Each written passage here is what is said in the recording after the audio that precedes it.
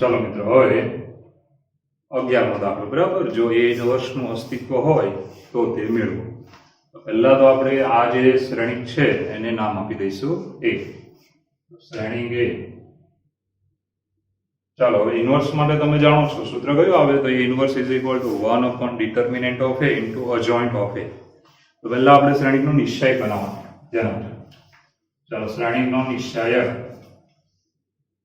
घटक है अपनी पास 1 0 0 0 cos alpha sin alpha 0 sin alpha minus cos alpha.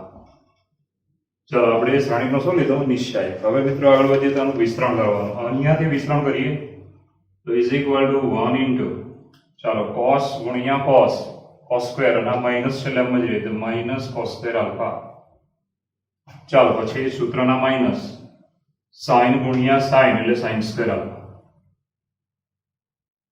હવે આગળ આ બંને 0 છે એટલે વિસ્તરણ કરવાની જરૂર નથી। ચાલો માઈનસ કોમન લઈશું તો માઈનસ કૌંસમાં cos square alpha plus sin square alpha. હવે આ તમે જાણો છો એવો નિત્યસમ આવી ગયો બરાબર છે। નિત્યસમનું શું મૂકવાનું 1 તો ઇઝ ઇક્વલ ટુ 1 એટલે અહીંયા કિંમત થઈ -1 જે 0 નથી માટે કહી શકાય આના પરથી કે એ ઇન્વર્સનું અસ્તિત્વ છે। ચાલો એ ઇન્વર્સનું અસ્તિત્વ છે આપણે બરાબર છે। હવે આપણે શું કરવાનું હવે અજોઇન્ટ મેટ્રિક્સ બનાવવાનું સહઅવયવ શ્રેણી આ બધા ઘટકના સહઅવયવો લઈ અને આપણે બનાવીશું સહઅવયવ શ્રેણી। ચાલો આના માટે આપણે આગળ વાત શરૂ કરી ધ્યાન આપજો। ચાલો પહેલા a11 LR પહેલા સ્તંભના ઘટકનો સહઅવયવ એટલે -1 ની ઘાતમાં 1 + 1 ગુણ્યા એનો ઉપનિશ્ચય। ઉપનિશ્ચય કેવો આવશે જો 1 બરાબર છે। એનો ઉપનિશ્ચય શું આવતો 1 વાળી હાર અને સ્તંભની લેવાના ચાર ઘટક આવશે cos alpha sin alpha minus cos alpha. અહીંયા આવશે ધ્યાન આપજો cos alpha sin alpha minus cos alpha. चलो आनु सादरूप आपी दईशुं -1 ની 2 ઘાત એટલે +1 ગુણ્યા અહીંયા શું આવે તો તમે જાણો છો કે અગ્રવિકર્ણ માઈનસ પ્રતિવિકર્ણ minus cos square alpha minus સૂત્રનો માઈનસ sin સ્ક્વેર અલ્ફા। હવે માઈનસ કોમન નીકળે તો અંદર શું વધે તો cos square alpha plus sin square alpha બરાબર છે નિત્યસમનો 1 એટલે આમાં કિંમત બેની માઈનસ। ચાલો આ પહેલા ઘટકનો પહેલી આરનો પહેલો ઘટક એમાં આપણે સહઅવયવ આ બનાવ્યો છે। ચાલો હવે આગળ વધીએ ધ્યાન આપજો। ચાલો હવે પહેલી આરનો બીજો ઘટક પહેલી આર બીજો સ્તંભ તો -1 ની ઘાતમાં 1 + 2 ગુણ્યા એનો ઉપનિશ્ચય કેવો આવશે જો આનો ઉપનિશ્ચય કેવો આવે એની આર અને સ્તંભની લેવાના 0 sin alpha 0 minus cos alpha. चलो यहाँ से 0 sin alpha 0 minus cos alpha. अब मित्रों आनु विस्तरण करी दईशुं -1 ની 3 ઘાત એટલે -1। चलो आनु विस्तरण करो એટલે 0 -0 0 गुणिया गमे तो शुं थई जाय 0 बराबर छे। हवे छेल्ला त्रीजा घटकमां आपणे આગળ વધીશું ध्यान आपजो। ત્રીજો ઘટક કે જેનો સહઅવયવ થાય LR ત્રીજો સ્તંભ એટલે A13 -1 ની ઘાતમાં 1 + 3 ચાલો એનો ઉપનિશ્ચય શું આવે જો બરાબર છે એનો ઉપનિશ્ચય। ચાલો આ 0 નો ઉપનિશ્ચય શું આવશે આ 0 તેની આર અને સ્તંભની લેવાના 0 cos અલ્ફા 0 sin અલ્ફા। ચાલો અહીંયા આવશે 0 cos અલ્ફા 0 sin અલ્ફા। હવે આપણે વિસ્તરણ કરીએ ધ્યાન આપજો વિસ્તરણ तो यहाँ से -1 ની 4 ઘાત એટલે +1 ગુણ્યા 0 -0 चलो 0 गुणिया गमे तो શું આવ્યું 0। તો આ પહેલી આરના દરેક ઘટકના આપણે શું લખ્યા સહઅવયવ। હવે આપણે બીજી આરના લઈએ છીએ ધ્યાન આપજો। બીજી આરના બધા ઘટકના શું લખીશું સહઅવયવ। તો બીજી આર પહેલો સ્તંભ चलो -1 ની ઘાતમાં 2 + 1 ગુણ્યા એનો ઉપનિશ્ચય આપણે લખવાનો તેનો નિશ્ચય કેવો આવશે જો 0 બીજી હાર પહેલા સ્તંભનો ઘટક, એની હાર અને સ્તંભ નહીં લેવાના. કયા ચાર વધે? 0 0 sin alpha minus cos alpha. ચાલો 0 0 sin alpha minus cos alpha. ચાલો આનું મિશ્રણ કરીશું. ધ્યાન આપજો. આનું મિશ્રણ કરીએ તો શું આવે? -1 ની 3 ઘાત એટલે -1 ગુણ્યા 0 -0.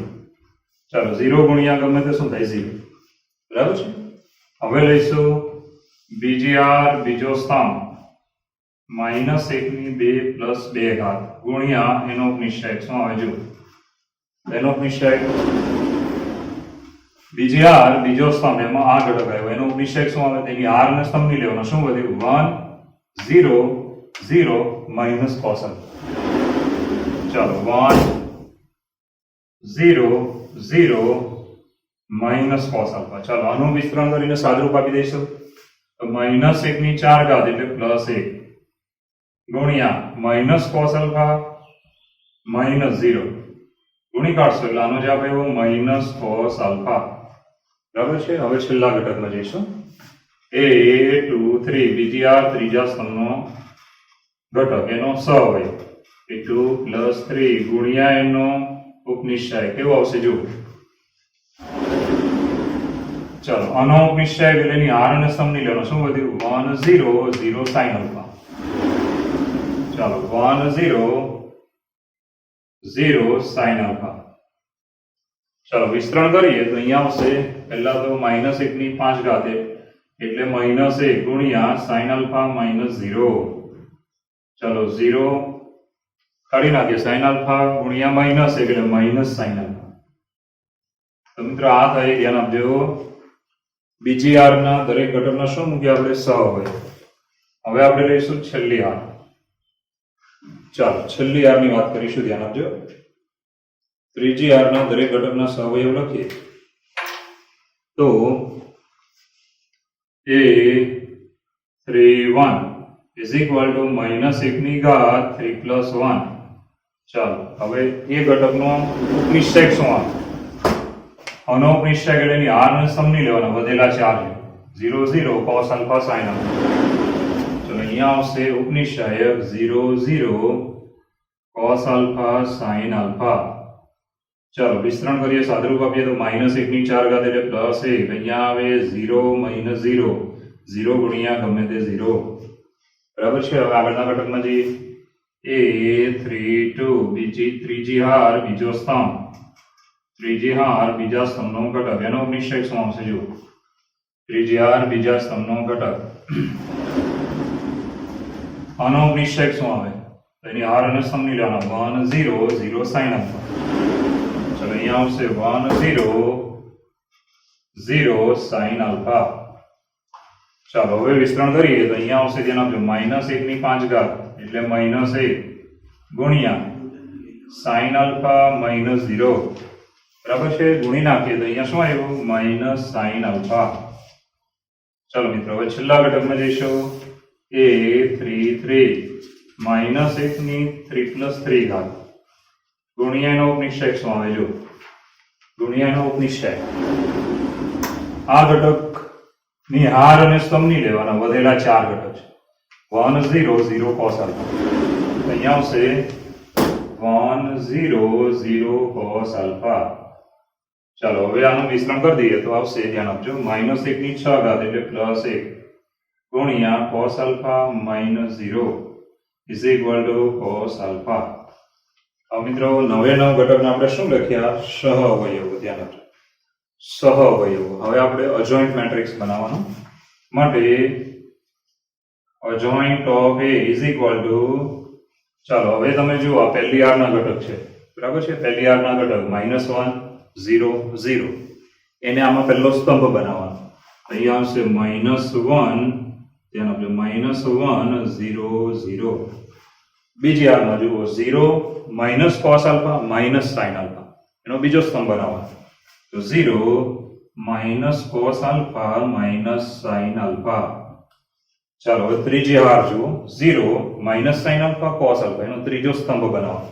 તો 0 sin alpha અને cos alpha. તો આપણને શું મળી ગયો? સહ અવયવ શ્રેણી એ. એનો મતલબ થાય ગુજરાતીમાં શ્રેણી એ નો સહ અવયવ જ શ્રેણી. બરાબર છે? આ મળી ગયો. હવે આપણે ઇન્વર્સમાં જઈએ છીએ. ધ્યાન આપજો. ચાલો ઇન્વર્સ.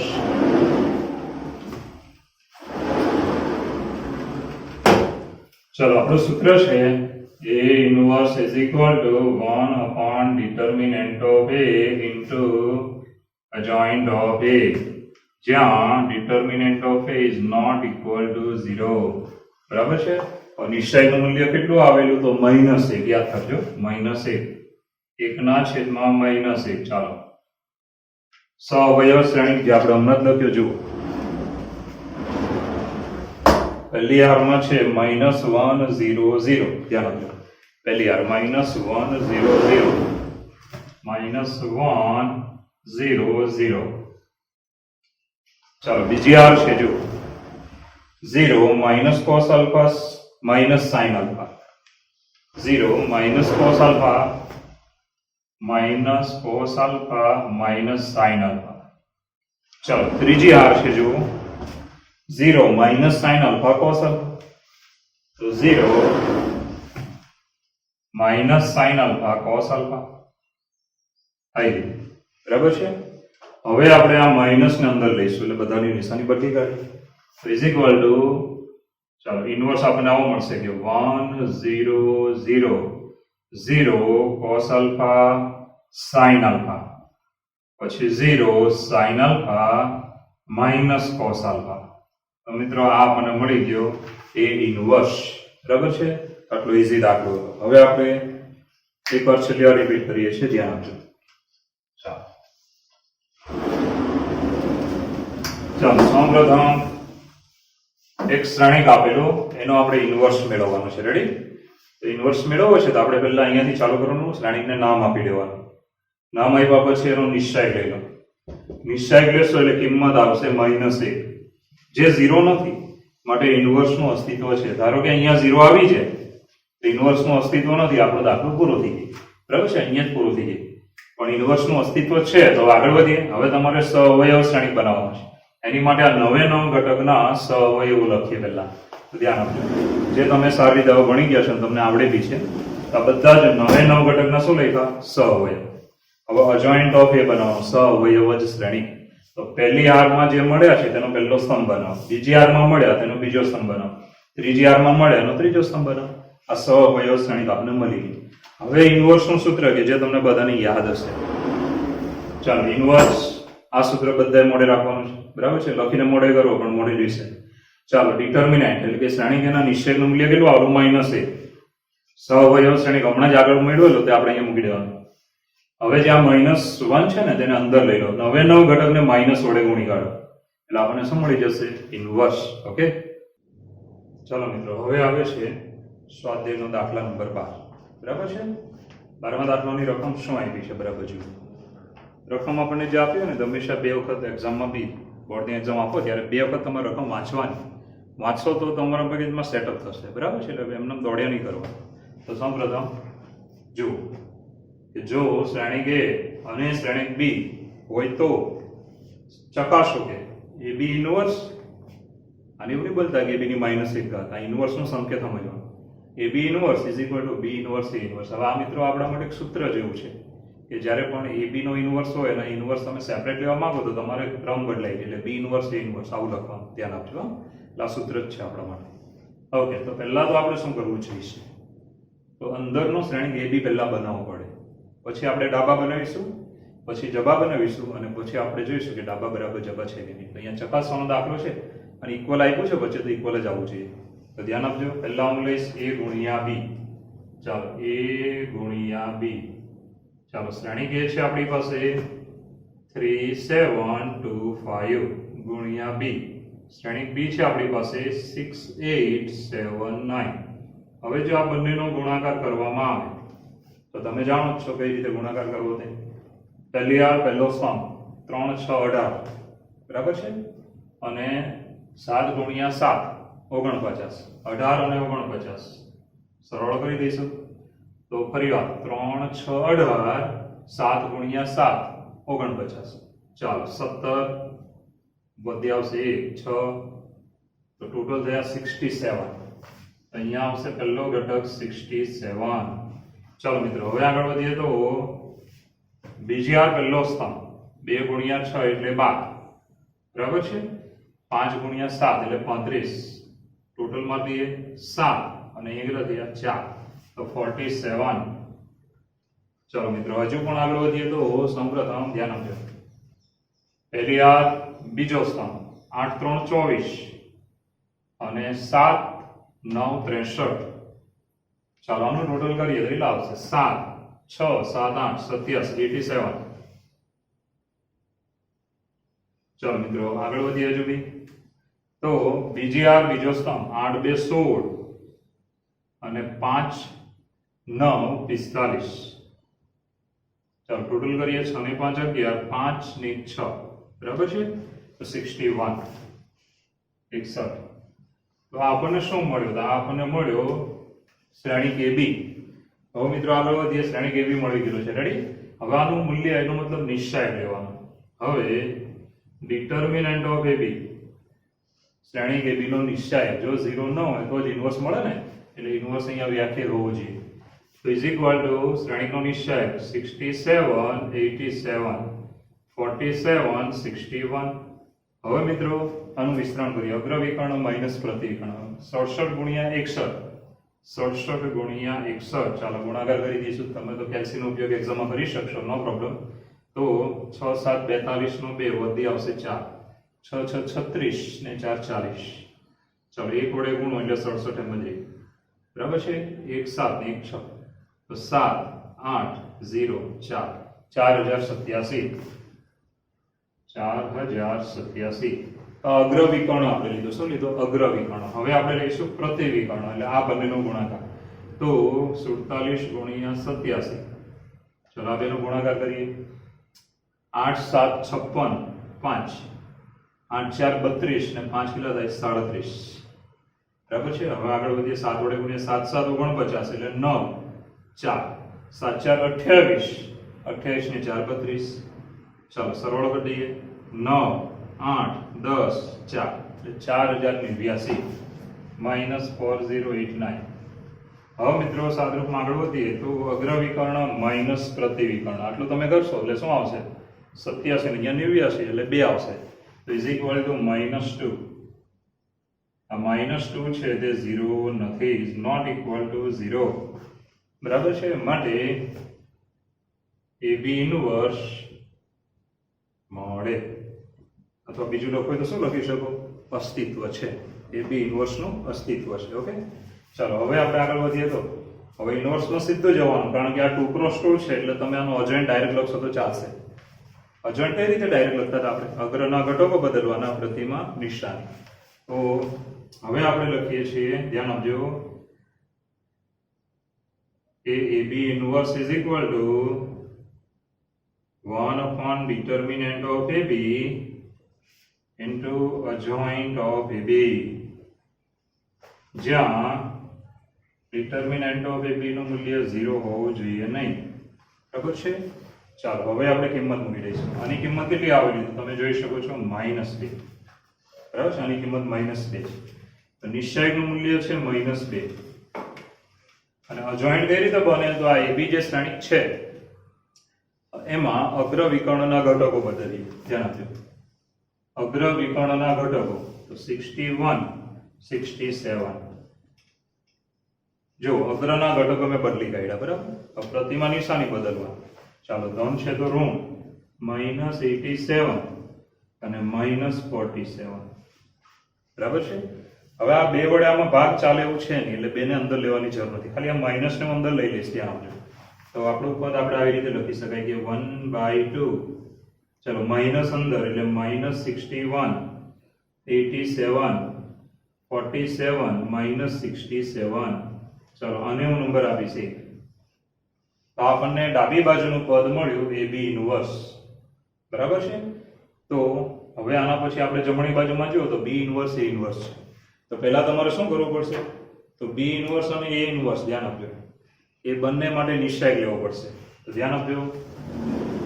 ચાલો B ઇન્વર્સ A ઇન્વર્સ, એના માટે આપણે લઈશું ડિટર્મિનન્ટ ઓફ બી, શ્રેણિક બી નો નિશ્ચયક શું આવશે? તો 6 8 7 9. બરાબર છે. આનું વિસ્તરણ કરીએ તો કેટલા થાય? 6 9 54 માઇનસ 7 8 8 7 56 56. તો અહીંયા આવ્યા -2. આ 0 નથી, -2 0 નથી. આવી રીતે શ્રેણિક a ના નિશ્ચયકની વાત કરીશું. તથા ચાલો determinant of a is equal two શ્રેણિક a નો નિશ્ચયક 3 7 ચાલો 2 5. વિસ્તરણ કરીએ તો શું આવે? 5 3 15 7 2 14 તો બરાબર 1. આ જે 1 આવ્યો તે 0 નથી. તો આના પરથી એવું નક્કી થયું કે b ઇન્વર્સ અને a ઇન્વર્સ મળે. ચાલો આ બંને મળે. હવે મિત્રો આગળ વધીએ તો હવે આપણે જમણી બાજુનું પદ લઈશું. જમણી બાજુના પદમાં જઈએ તો શું હતું કે b inverse into a inverse. ચાલો સૂત્ર b ઇન્વર્સ માટે લખવાનું. પહેલા તો સૂત્ર b ઇન્વર્સ માટે શું આવશે? 1 upon determinant of b into adjoint of b. ચાલો આ b ઇન્વર્સ માટે મેં લખ્યું. હવે લખવાનું કોની માટે? a ઇન્વર્સ માટે. તો શું આવશે? 1 upon determinant of a into adjoint of a. બરાબર છે. અહીંયા ખાસ લખવાનું કે જ્યાં determinant of b is not equal to 0, determinant of a is not equal to 0. હવે મિત્રો કિંમતમાં જઈશું. ધ્યાન આપજો કિંમત કઈ રીતે છે. તો is equal to 1 upon determinant of b. શ્રેણિક b ના નિશ્ચયકનું મૂલ્ય છે -2. હવે જે શ્રેણિક b તમને આપેલો છે એનો અજોઇન્ટ લખવાનો. અજોઇન્ટ એટલે શું કરવાનું? અગ્ર વિકર્ણના ઘટકો બદલો, પ્રતિમાં નિશાની બદલો. તો હું બદલું છું. ધ્યાન આપજો. અગ્રના ઘટકો બદલીએ તો 9 6. ચાલો પ્રતિ વિકર્ણના ઘટકોની નિશાની બદલો તો શું આવશે? -8 -7. બરાબર છે. ચાલો હવે આ બાજુનું પદ જો ગુણ્યા 1/, ડિટર્મિનન્ટ ઓફ a. શ્રેણિક a ના નિશ્ચયકનું મૂલ્ય હતું 1 તો અહીંયા આવશે 1.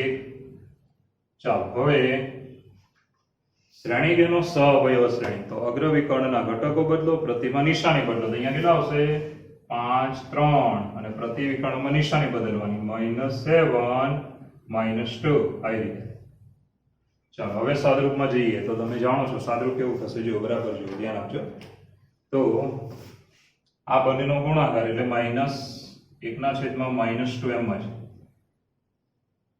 ચાલો હવે બે શ્રેણિક છે તેને બાજુ બાજુમાં લખીશું. 9 -8 -7 6 ગુણ્યા 5 -7 -2 3. હવે મિત્રો આનો ગુણાકાર કરી નાખીએ છીએ કમ્પ્લીટ. આપણને કેવું પદ મળે? તો 1 upon -2. ચાલો પહેલી હાર પહેલો સ્થાન 9 5 45. ધ્યાન આપજો 45 અને 8 2 16 માઇનસ માઇનસ પ્લસ. આનું ટોટલ કરશો તો કેટલા થાય? 6 ને 5 11 1 ઉપર આવશે 1 5 ને 6 61. બરાબર છે. તો અહીંયા થયા 61. ચાલો હવે બીજી હાર પહેલો સ્તંભ લેવાનો. બીજી હાર પહેલો સ્તંભ 5 7 35 -35 પછી 6 2 12 -12. ચાલો ટોટલ કરો કેટલા થયા? તો -47. ચાલો -47. રેડી. હવે આગળ વધીએ તો ધ્યાન આપજો. પહેલી હાર બીજો સ્તંભ 7 9 63 -63 પછી 8 3 24 -24. ચાલો 7 8 -87 ચાલો હવે બીજી હાર બીજો સ્તંભ તો 7 7 49 અને 8 6 3 18. ચાલો ટોટલ કરીએ તો 7 5 અને 1 6 67. ચાલો અહીંયા આવ્યા 67. હવે શું કરવાનું? તો આ માઇનસ ને આપણે બધાને અંદર આપી દઈશું. તો અહીંયા આપણી પાસે વધ્યું 1/2 into matrix -61 87 47 -67. તો મિત્રો આ આપણને મળ્યો નંબર 2. બરાબર છે. હવે નંબર 1 અને નંબર 2 જો. નંબર 1 બરાબર છે એની જેવો જ છે નંબર 2. નંબર 1 અને 2 બંને સરખા છે. તો માટે આપણે એમ કહી શકાય 1 અને 2 પરથી 1 અને 2 પરથી શું આપણે પરિણામ સાબિત કર્યું? તો A B inverse is equal to B inverse into A inverse. આ પરિણામ આપણે સાબિત કર્યું, ધ્યાન રાખજો. તો જે રીતે આપણે દાખલો ગણ્યો છે એ રીતે તમારે બોર્ડની એક્ઝામમાં ગણવાનો રહેશે. એકદમ ઇઝી છે, કંઈ એટલું ડેન્જર નથી. જો પહેલેથી રિપીટ કરીએ છીએ, ધ્યાન રાખજો. મેથ્સ છે, તમારે મોડે કરવાનું ગોખવાનું કંઈ નથી, ખાલી સૂત્ર આવડે એટલે દાખલા આવશે. તો સૌપ્રથમ દાખલા નંબર 12. જો એ એક શ્રેણિક છે અને બી પણ એક શ્રેણિક હોય તો ચકાસો કે અથવા સાબિત કરો કે બરાબર છે, અથવા આ પરિણામ મેળવો કે આની બરાબર આ થાય છે કે નહીં. તો એ બી ઇનવર્સ બરાબર બી ઇનવર્સ ઇન્ટુ એ ઇનવર્સ. આ એક સૂત્ર તરીકે પણ યાદ રાખી શકો છો. ચાલો, પહેલા તો અંદરનો શ્રેણિક બનાવવાનો એ બી, તો એ ગુણ્યા બી માં કર્યું બરાબર. પછી એનું નિશ્ચય લેવાનું, મૂલ્ય -2 આવ્યું, જે 0 નથી, માટે એ બી ઇનવર્સ મળે. એ બી ઇનવર્સનું અસ્તિત્વ છે. ચાલો, એ બી ઇનવર્સ બરાબર શું? તો સૂત્ર બન્યું 1 determinant of A B into adjoint of A B. હવે મિત્રો, જ્યાં નિશ્ચયનું મૂલ્ય 0 નહીં હોવું જોઈએ બરાબર છે, છેદમાં છે એટલે. ચલો, બધી કિંમત મૂકીએ. અજોઇન્ટ કેવી રીતે મળે? તો અગ્ર વિકર્ણના ઘટકોને બદલો, પ્રતિવિકર્ણના ઘટકોની નિશાની બદલો. બસ. પછી આ માઇનસને અંદર લેશો તો બી ચાલે, નહીં લેશો તો બી ચાલશે. જો લેશો તો આવું આવશે, આને નંબર 1 આપો, નહીં લેશો તો આને નંબર 1 આપી દેજો. ચાલો, હવે આપણે જમણી બાજુના પદમાં જઈએ છીએ. તો બી ઇનવર્સ એ ઇનવર્સ મેળવવું છે. એના માટે બંનેના પહેલા શું લેવાના? નિશ્ચય. ધ્યાન રાખો. ચાલો, શ્રેણિક બી નો નિશ્ચય, શ્રેણિક એ નો નિશ્ચય, અને મોડકની બોલવાનું પણ નિશ્ચય બોલવાનું બરાબર છે. ચાલો, વિસ્તરણ કર્યું, -2 આવ્યા, 0 નથી. વિસ્તરણ કર્યું, 1 આવ્યો, 0 નથી. માટે બી ઇનવર્સ અને ઇનવર્સ બંને મળે, બંનેનું અસ્તિત્વ છે. ઓકે, તો બંનેના સૂત્ર આપણે લખીએ અને ડાયરેક્ટ જમણી બાજુ લઈ લેવાની. બી ઇનવર્સ ઇન્ટુ એ ઇનવર્સ. ચાલો, બી ઇનવર્સ માટેનું સૂત્ર, એ ઇનવર્સ માટેનું સૂત્ર, જ્યાં ખાસ લખવાનું, જો બોર્ડની પરીક્ષામાં 100 માંથી 16 હોય તો આવડું લખવાનું. ચાલો, આગળ વધીએ. હવે મિત્રો, નિશ્ચયકનું મૂલ્ય તમને મળ્યું -2 લઈ લીધું. અજોઇન્ટ ઓફ બી કેવી રીતે મળે? તો અગ્રના ઘટકો બદલો, શ્રેણિક બીના અગ્ર વિકર્ણના ઘટકો બદલો, પ્રતિવિકર્ણના ઘટકોની નિશાની બદલો. ચાલો, એ રીતે એ ઇનવર્સ એનું સૂત્ર, નિશ્ચયકનું મૂલ્ય આવ્યું 1, અને અજોઇન્ટ ઓફ એ કેવી રીતે મળે? તો શ્રેણિક એના અગ્ર વિકર્ણના ઘટકો બદલો, પ્રતિની નિશાની બદલો. ચાલો, અદિશ સંખ્યાઓ જે છે ને, આ બંને અદિશ કહેવાય, એનો ગુણાકાર કરી દેવાનો, અને શ્રેણિક ગુણાકારમાં હાથે રહેगा. હવે આનો ગુણાકાર કરશો એટલે આવો આવશે. માઇનસ અંદર લઈ લેવાનો, જો આગળ માઇનસ અંદર લીધા તો અહીંયા બી લઈ લેવાનું, માઇનસ અંદર, નંબર 2. માટે આપણને શું મળ્યું? તો એ બી ઇનવર્સ બરાબર બી ઇનવર્સ ઇન્ટુ એ ઇનવર્સ. દાખલા સહેલા દાખલા છે, ફક્ત થોડું ધ્યાન રાખશો તો મજા આવી જશે.